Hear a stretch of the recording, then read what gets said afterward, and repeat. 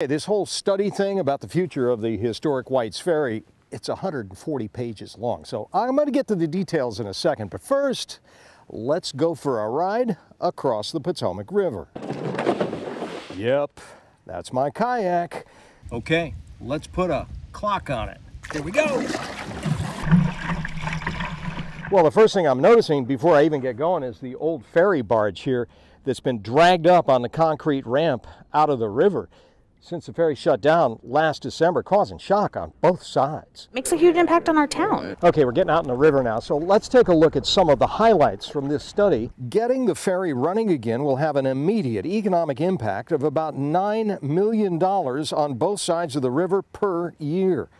A lot of that impact will be eliminating all the costs tied up in wasted time and gas for people trying to get from Loudoun County, Virginia over here to Montgomery County and vice versa.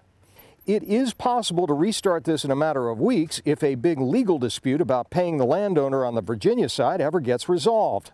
That's what caused the shutdown to start with. A decision needs to be made if the ferry should be a private operation or publicly run, which would require a taxpayer subsidy of about $3 million a year. Well, there we go. Total crossing time from Montgomery County, Maryland over there to here in Loudoun County, Virginia, less than 4 minutes in a kayak. Driving back from here on the Loudoun County side to the other side in Maryland would take me 42 minutes according to Google Maps. That's 10 times as long. My conclusion, even a kayak is better than no ferry at all.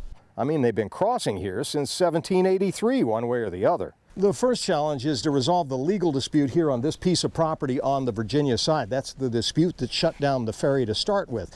And then eventually decide whether the ferry should be privately operated or maybe even someday become a public facility paid for by taxpayers. And the study says authorities have to figure out how much to spend on fixing up the roads on both sides to make this old historic ferry more modern and efficient for everyone. So long, Virginia. I'm glad I'm not driving to get back over there. At the historic White's Ferry crossing on the Potomac River, Scott Broom, WUSA 9.